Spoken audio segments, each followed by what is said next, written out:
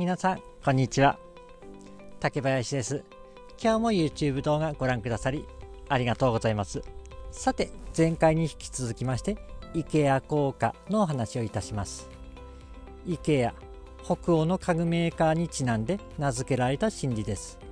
自分で手がけて苦労してやり遂げたものに関しましてはとても高い愛着が湧くという心理です。この高い愛着が湧くからこそ、例えばもういらなくなったもの、二度と使わなくなったものでもなかなか捨てられないというものが出てきます。皆さんもそういうものないでしょうか。私はガンプラのジオラマが捨てられずにずっと持ち続けていました。今から見てみると、これを作ったのは昭和56年ぐらいでしたかね。とても作りも雑でした。石膏をまぶしてカラーも自分で塗りました。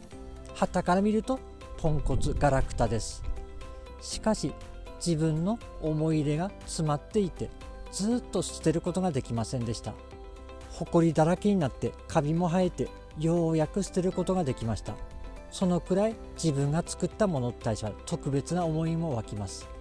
この捨てれない心理にはこの IKEA 効果があるということを覚えておくといいかもしれません。今日のお話はここまでいたします。今日も最後まで聞いてくださり本当にありがとうございました。